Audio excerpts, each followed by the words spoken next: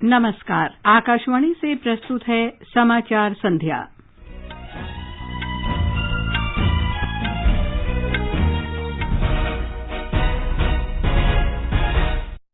प्रधानमंत्री नरेंद्र मोदी ने ब्रिटेन के प्रधानमंत्री बोरिस जॉनसन से बातचीत की।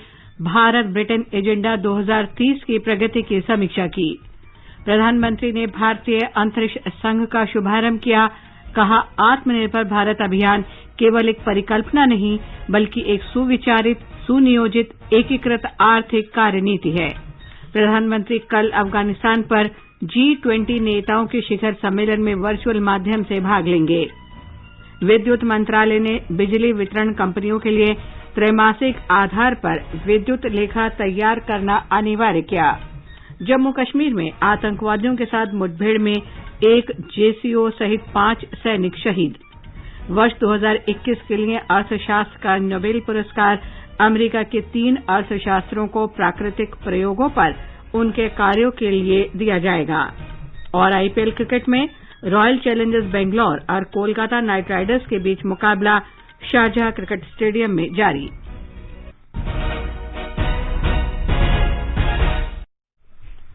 समाचार संध्या में चारू सक्सेना के साथ मैं लवली निगम। देश भर में 18 वर्ष से अधिक आयु वर्ग के लिए सरकारी केंद्रों में निःशुल्क कोविड टीकाकरण अभियान जारी है। युवाओं से आग्रह है कि टीका जरूर लगवाएं और अन्य लोगों को भी इसके लिए प्रोत्साहित करें। जब तक आवश्यक न हो घर से बाहर न निकलें और सुरक्षा के 3 सरल उपायों का पालन करें। मास्क लगाएं, 2 गज की सुरक्षित दूरी बनाए रखें, हाथ और चेहरा साफ रखें।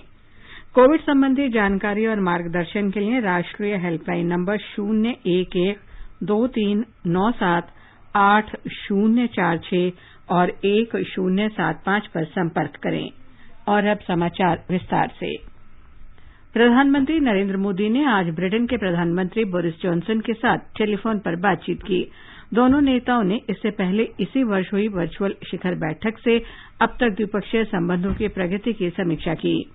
उन्होंने वर्चुअल बैठक के दौरान स्वीकृत रोडमैप 2030 के अंतर्गत उठाए गए कदमों पर संतोष व्यक्त किया। दोनों नेताओं ने विस्तारित व्यापार भागीदारी की प्रगति की भी समीक्षा की और दोनों देशों के बीच तेजी से बढ़ रही व्यापार और निवेश की संभावनाओं पर सहमति व्यक्त की। उन्होंने इस वर्ष नवंबर के शुरू में ग्लासगो में आयोजित होने वाली आगामी जलवायु परिवर्तन पर COP26 बैठक से संबंधित संयुक्त राष्ट्र के संरचना सम्मेलन के संदर्भ में जलवायु परिवर्तन से संबंधित मुद्दों पर व्यापक चर्चा की। श्री मोदी ने जलवायु कार्यवाही पर भारत की प्रतिबद्धता व्यक्त की।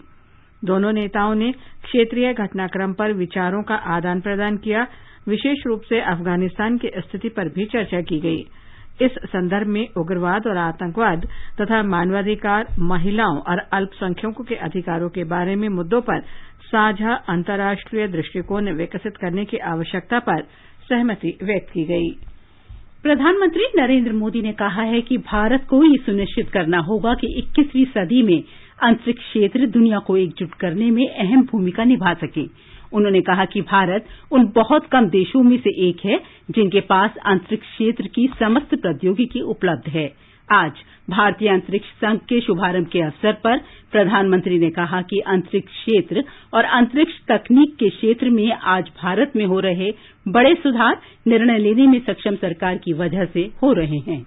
21वीं सदी का भारत आज जिस अप्रोच के साथ आगे बढ़ रहा है, जो रिफॉर्म्स कर रहा है, उसका आधार है भारत के सामर्थ्य पर अटूट विश्वास। भारत का सामर्थ्य दुनिया के सभी देश से जरा भी कम नहीं है। इस सामर्थ्य के आगे आने वाली हर रुकावट को दूर करना हमारी सरकार का दायित्व है और इसके लिए सरकार कोई कोर कसर बाकी नहीं छोड़ रही।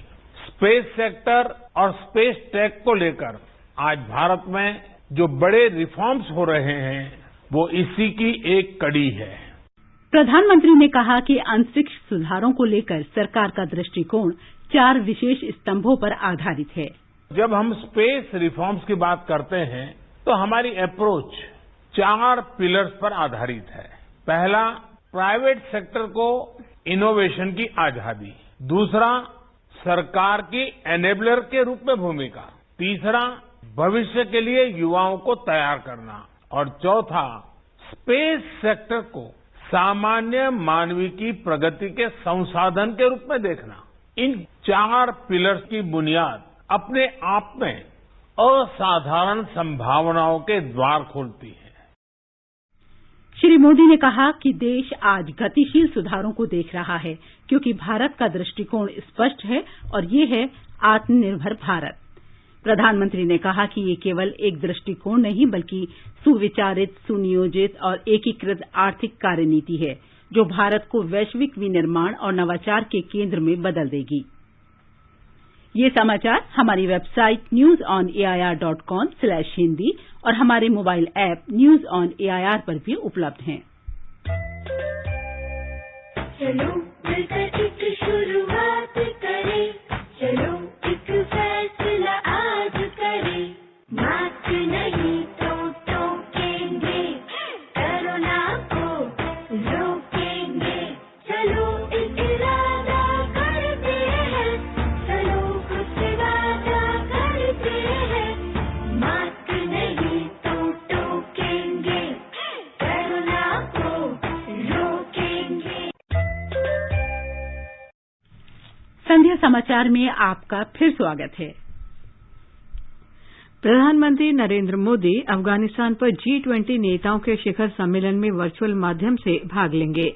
विदेश मंत्रालय ने बताया कि इस बैठक में मानवीय आवश्यकता के प्रति कार्रवाई और प्राथमिक सेवाओं तथा रोजगार तक पहुंच, सुरक्षा, आतंकवाद के खिलाफ कार्रवाई और मानवाधिकारों पर चर्चा की जाएगी।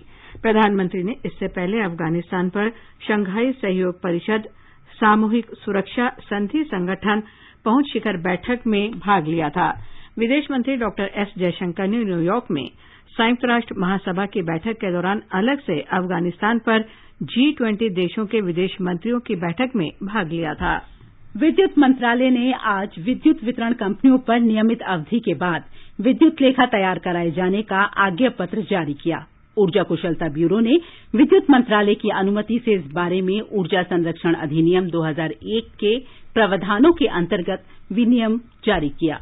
अधिसूचना के अनुसार 60 दिन के भीतर प्रमाणित ऊर्जा प्रबंधक के जरिए विद्युत वितरण कंपनियों को त्रैमासिक आधार पर ऊर्जा का लेखा तैयार करना होगा। इसके अलावा स्वतंत्र अधिकृत ऊर्जा अंकेशक ऑडिटर द्वारा वार्षिक ऊर्जा ऑडिट भी कराना होगा। कोयला मंत्रालय ने आज भावी बोलीदाताओं के लिए पूर्व बोली प्रक्रिया आयोजित की। नीलामी की शर्तों, खदानों के तकनीकी विवरण और SBI capital markets limited, central mine planning and design institute और डीडीजी द्वारा राष्ट्रीय कोयला सूचकांक पर प्रस्तुतिकरण दिया गया। कोयला मंत्रालय ने कहा है कि प्रतिशत राजस्व अंश के आधार पर पारदर्शी 2 चरण के प्रक्रिया के जरिए ऑनलाइन नीलामी की जाएगी। नीलामी प्रक्रिया के प्रमुख पहलुओं में राष्ट्रीय कोयला सूचकांक, पहले से कोयला खनन अनुभव की बाध्यता में छूट, कोयला उपयोग में पूर्ण लचीलेपन, अधिकतम भुगतान ढांचे, शीघ्र उत्पादन के लिए प्रोत्साहन के जरिए अधिक कुशलता और स्वच्छ कोयला प्रौद्योगिकी का इस्तेमाल शामिल होगा। जम्मू कश्मीर में पुंछ सेक्टर के सुरेनकोट उपसंभाग के चामरेर के जंगल में आतंकवादियों के साथ हुई एक मुठभेड़ में एक जेसीओ सहित सेना के 5 जवान शहीद हो गए। सेना के जनसंपर्क अधिकारी लेफ्टिनेंट कर्नल देवेंद्र आनंद को बताया कि पुंछ जिले के मुगल रोड के नजदीक जंगल में संदिग्ध घुसपैठियों के छिपने की विशेष सूचना मिलने पर सुरक्षा बलों ने इलाके को घेर लिया और तलाशी अभियान शुरू किया। छिपे आतंकवादियों ने खोजी दल पर भारी गोलाबारी की जिसमें एक जेसीओ सहित 5 जवान घायल हो गए जिनकी बाद में मौत हो गई। आतंकवादियों को पकड़ने के लिए सभी रास्तों को बंद कर दिया गया है। अंतिम समाचार मिलने तक मुठभेड़ जारी थी। प्रधानमंत्री कल वीडियो कॉन्फ्रेंस के माध्यम से राष्ट्रीय मानवाधिकार आयोग के 28वें स्थापना दिवस कार्यक्रम को संबोधित करेंगे। इस अवसर पर गृह मंत्री अमित शाह और मानवाधिकार आयोग के अध्यक्ष उपस्थित रहेंगे। आयोग की स्थापना मानवाधिकार संरक्षण अधिनियम 1993 के अंतर्गत 12 अक्टूबर 1993 को मानवाधिकारों के प्रचार और संरक्षण के लिए की गई थी। आगे बढ़ने से पहले मुख्य समाचारों पर एक नजर। प्रधानमंत्री नरेंद्र मोदी ने ब्रिटेन के प्रधानमंत्री बोरिस जॉनसन से बातचीत की। भारत ब्रिटेन एजेंडा 2030 की प्रगति की समीक्षा। प्रधानमंत्री ने भारतीय अंतरिक्ष संघ का शुभारंभ किया। कहा, आत्मनिर्भर भारत अभियान केवल एक परिकल्पना नहीं बल्कि एक सुविचारित, सुनियोजित, एकीकृत आर्थिक कार्यनीति है। प्रधानमंत्री कल अफगानिस्तान पर G20 नेताओं के शिखर सम्मेलन में वर्चुअल माध्यम से भाग लेंगे। विद्युत मंत्रालय ने बिजली वितरण कंपनियों के लिए त्रैमासिक आधार पर विद्युत लेखा तैयार करना अनिवार्य किया।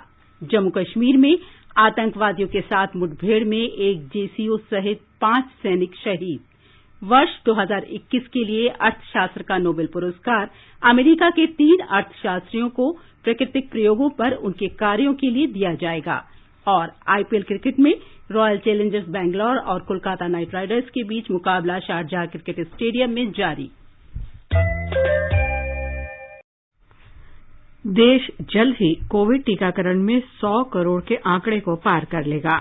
राष्ट्रव्यापी टीकाकरण अभियान के तहत अब तक 95 करोड़ 19 लाख कोविड रोधी टीके लगाए जा चुके हैं।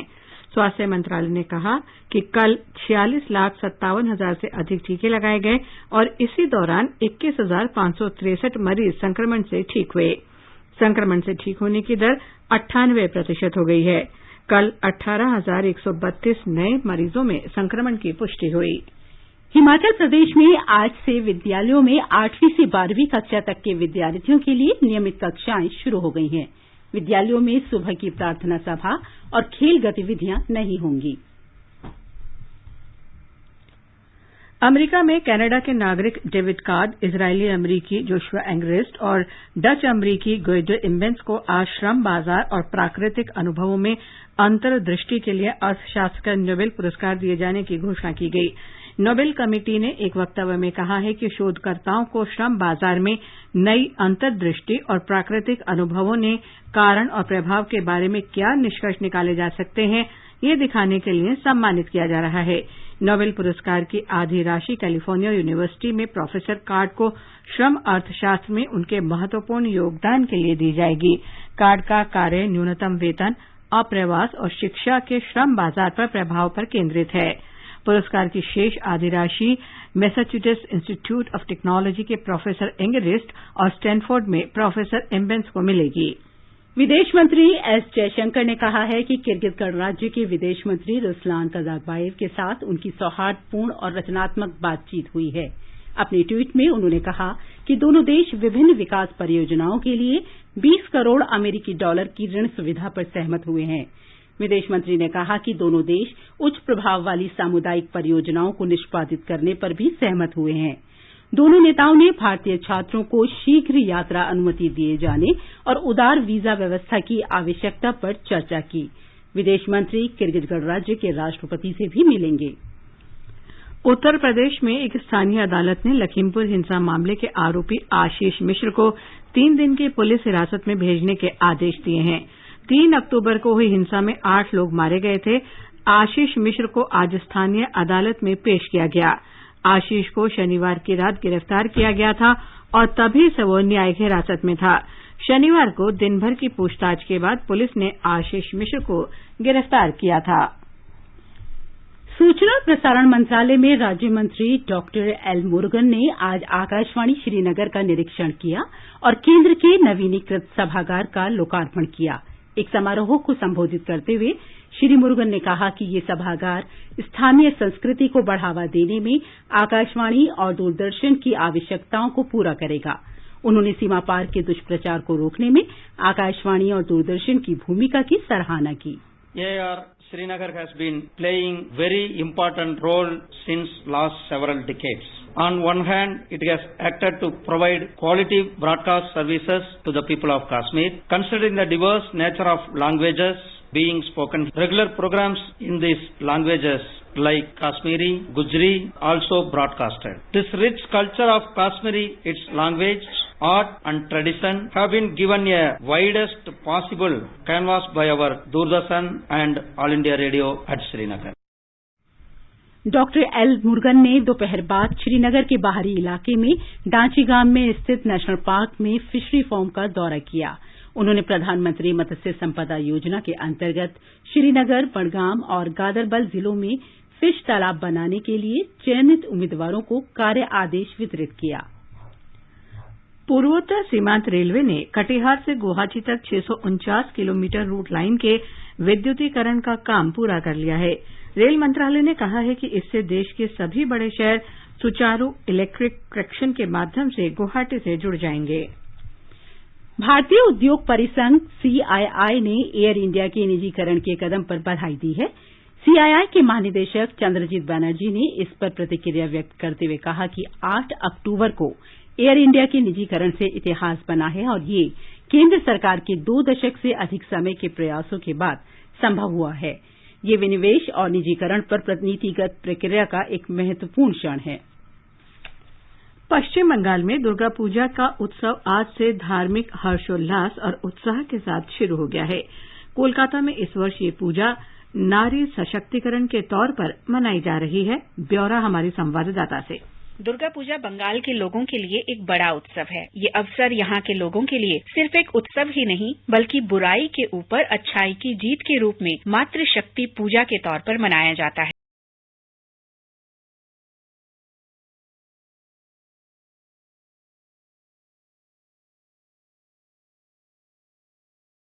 परंपरा के अनुसार ज्यादातर पुरुष ही उपवास रखते हैं, लेकिन पिछले कुछ वर्षों में मान्यताओं में बदलाव आया है। इस वर्ष से कोलकाता में महिलाएं पहली बार पुरोहित बन रही हैं, जो दुर्गा पूजा का अनुष्ठान भी करवाएंगी, जिसे नारी शक्ति की एक मिसाल के तौर पर देखा जा सकता है। इस साल लगभग 400 पूजा सिर्फ महिलाओं द्वारा आयोजित की जा रही हैं। कोलकाता से मधुपर्णाधर चौधरी की रिपोर्ट के साथ समाचार कक्ष से नीलम मलकानिया।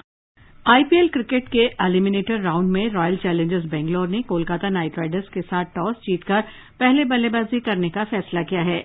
ताजा समाचार मिलने तक बेंगलोर ने 10वें ओवर में 2 विकेट पर 69 रन बना लिए थे। आज की मैच की विजेता टीम दूसरे क्वालीफायर मैच में दिल्ली कैपिटल्स के साथ खेलेगी।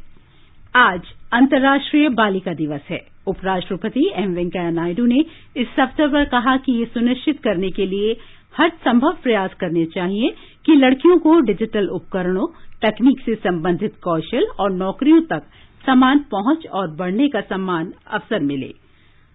और अब आर्थिक जगत की खबरों के साथ है विशाल शर्मा। बॉम्बे स्टॉक एक्सचेंज का सेंसेक्स आज 60,136 के सर्वकालिक उच्च स्तर पर बंद हुआ। नेशनल स्टॉक एक्सचेंज का निफ्टी भी 17,946 की रिकॉर्ड ऊंचाई पर पहुंचकर बंद हुआ। अंतरबैंक विदेशी मुद्रा विनिमय बाजार में $1 की तुलना में ₹75.36 पर बंद हुआ। दिल्ली सराफा बाजार में सोना 46,038 रुपए प्रति 10 ग्राम हो गया। चांदी भी 60,369 रुपए प्रति किलो के स्तर पर आ गई और वैश्विक बाजार में ब्रेंट कच्चे तेल के दाम $84.51 प्रति बैरल के आसपास रहे।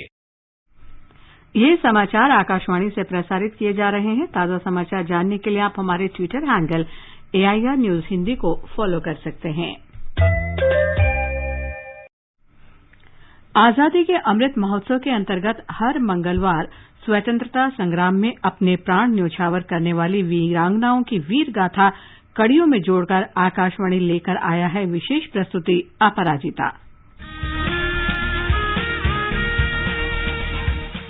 भारत के स्वतंत्रता संग्राम में अनगिनत स्वतंत्रता सेनानियों ने अपने प्राणों की आहुति दी। कुछ इतिहास में अमर हो गए और कई गुमनाम। आजादी के अमृत महोत्सव के अंतर्गत 75 कड़ियों की श्रृंखला में हम उन वीरांगनाओं की बात करेंगे जिनका योगदान कभी भुलाया नहीं जा सकता।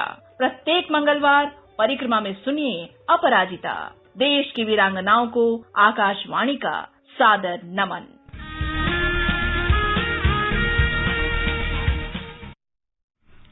आजादी के अमृत महोत्सव के अंतर्गत आइए अब सुनते हैं आकाशवाणी की विशेष प्रस्तुति आजादी का सफर। आजादी का अमृत महोत्सव।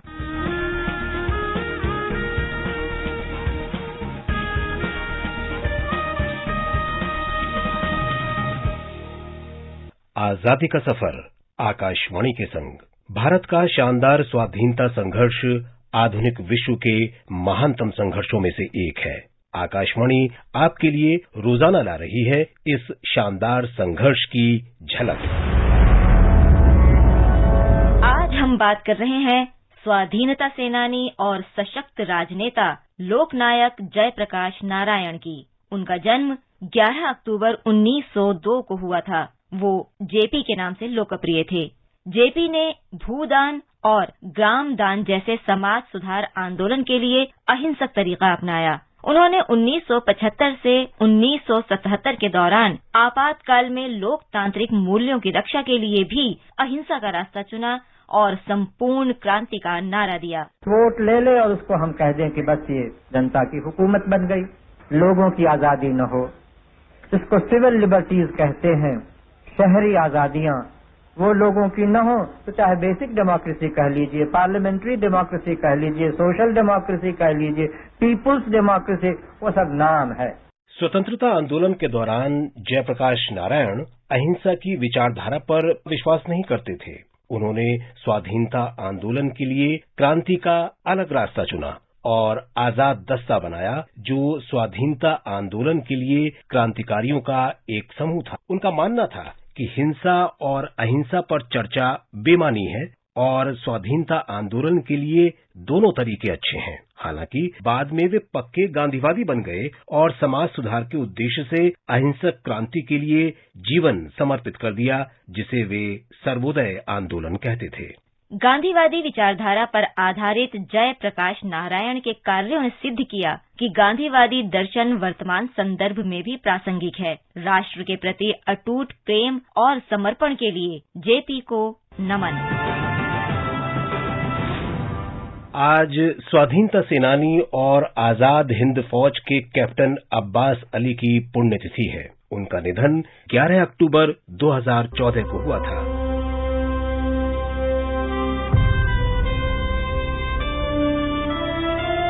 अब्बास अली का जन्म उत्तर प्रदेश के बुलंदशहर जिले के खुर्जा में 3 जनवरी 1920 को हुआ था। वे स्वाधीनता सेनानियों के परिवार से थे। उनके दादा रुस्तम अली खान को 1857 में प्रथम स्वतंत्रता संग्राम के बाद उत्तर प्रदेश के बुलंदशहर जिले में फांसी दी गई थी। जब 23 मार्च 1931 को शहीद आजम भगत सिंह को फांसी हुई तो अब्बास अली केवल 11 वर्ष के थे, लेकिन वो विरोध प्रदर्शन में शामिल हुए।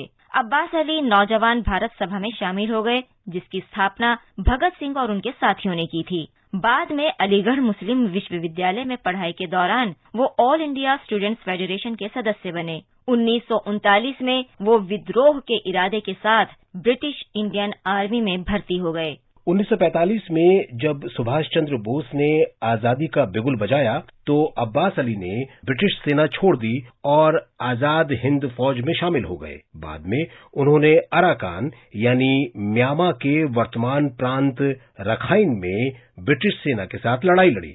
लेकिन जब जापानियों ने मित्र देशों की सेना के समक्ष समर्पण कर दिया तो अब्बास अली के साथ आजाद हिंद फौज के 60,000 सैनिकों को गिरफ्तार कर लिया गया। अब्बास अली को उनके 3 साथियों के साथ मुल्तान के किले में रखा गया। उन पर मुकदमा चला, कोर्ट मार्शल किया गया और 1946 में फांसी की सजा सुनाई गई। लेकिन 1947 में स्वतंत्रता के बाद रिहा कर दिया गया। वो राजनीतिक रूप से सक्रिय हो गए। कैप्टन अब्बास अली ने एक साक्षात्कार में सुभाष चंद्र बोस के नेतृत्व को याद करते हुए कहा था,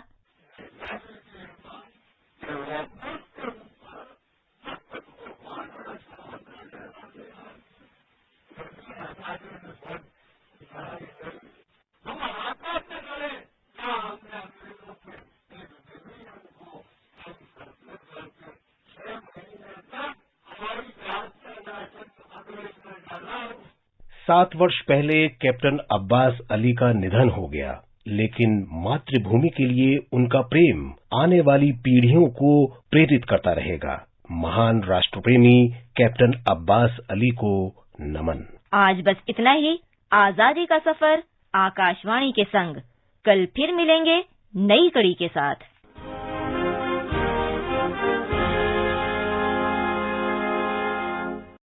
आकाशवाणी समाचार सुनते रहें और आजादी के अमृत महोत्सव में हमारे साथ शामिल रहें।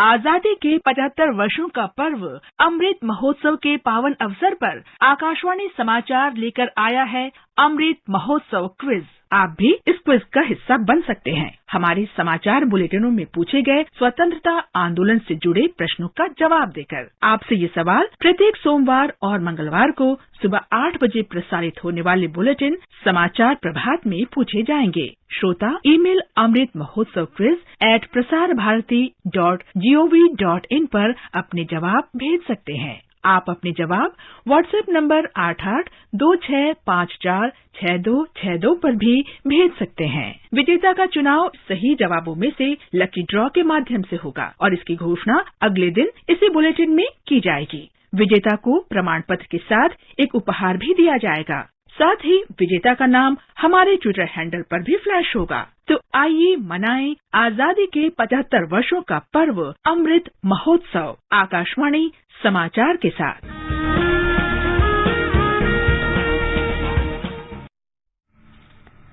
प्रधानमंत्री नरेंद्र मोदी बुधवार को पहली राष्ट्रीय अवसंरचना मास्टर प्लान प्रधानमंत्री गति शक्ति योजना का शुभारंभ करेंगे।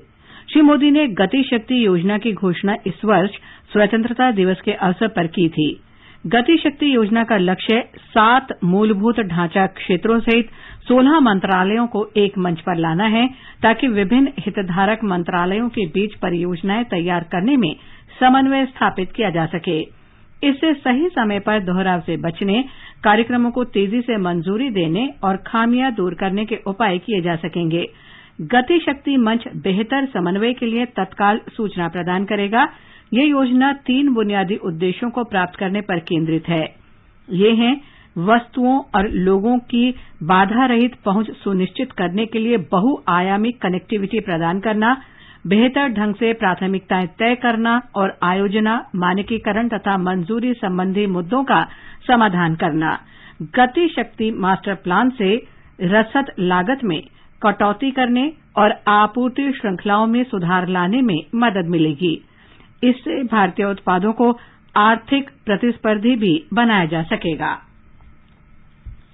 और अब एक नजर कल के मौसम पूर्वानुमान पर। सबसे पहले देश के 4 महानगरों के मौसम का हाल। राजधानी दिल्ली में आमतौर पर आसमान साफ रहेगा। चेन्नई में आमतौर पर बादल छाए रहेंगे और मध्यम बारिश हो सकती है। मुंबई में शाम या रात को गरज के साथ छींटे पड़ सकते हैं। कोलकाता में आंशिक रूप से बादल छाए रहने के आसार हैं। न्यूनतम तापमान 22 और अधिकतम तापमान 35 डिग्री सेल्सियस रहने के आसार हैं। उत्तर भारत में श्रीनगर, जम्मू, लेह, मुजफ्फराबाद और गिलगित में कहीं कहीं बादल छाए रह सकते हैं। देश के पूर्वोत्तर क्षेत्र में गुवाहाटी में बादल छाए रह सकते हैं और इम्फाल, शिलंग, आइजॉल, ईटानगर, गंगटोक और अगरतला में सामान्यतः बादल छाए रहेंगे और 1 या 2 बार गरज के साथ बौछारें पड़ सकती हैं। दिल्ली के एक निजी अस्पताल के डॉक्टरों ने प्रतिरोपित लीवर का फिर से इस्तेमाल करते हुए इसके नए रोगी के शरीर में प्रत्यारोपण किया है। देश में इस तरह का ये पहला प्रतिरोपण है। पहले ये प्रतिरोपण एक रोगी में किया गया था जिसका ऑपरेशन के कुछ दिनों बाद ब्रेन डेड हो गया। इसके बाद डॉक्टरों ने इस लीवर को एक नए रोगी के शरीर में प्रतिरोपित करने का फैसला किया। और अंत में मुख्य समाचार एक बार फिर। प्रधानमंत्री नरेंद्र मोदी ने ब्रिटेन के प्रधानमंत्री बोरिस जॉनसन से बातचीत की। भारत ब्रिटेन एजेंडा 2030 की प्रगति की समीक्षा की। प्रधानमंत्री ने भारतीय अंतरिक्ष संघ का शुभारंभ किया। कहा, आत्मनिर्भर भारत अभियान केवल एक परिकल्पना नहीं बल्कि एक सुविचारित, सुनियोजित, एकीकृत आर्थिक कार्यनीति है। प्रधानमंत्री कल अफगानिस्तान पर G20 नेताओं के शिखर सम्मेलन में वर्चुअल माध्यम से भाग लेंगे। विद्युत मंत्रालय ने बिजली वितरण कंपनियों के लिए त्रैमासिक आधार पर विद्युत लेखा तैयार करना अनिवार्य किया। जम्मू कश्मीर में आतंकवादियों के साथ मुठभेड़ में एक JCO सहित 5 सैनिक शहीद। वर्ष 2021 के लिए अर्थशास्त्र का नोबेल पुरस्कार अमेरिका के 3 अर्थशास्त्रियों को प्राकृतिक प्रयोगों पर उनके कार्यों के लिए दिया जाएगा। और IPL क्रिकेट में रॉयल चैलेंजर्स बेंगलौर और कोलकाता नाइट राइडर्स के बीच मुकाबला शारजाह क्रिकेट स्टेडियम में जारी है। इसके साथ ही समाचार संध्या का ये अंक समाप्त हुआ। नमस्कार।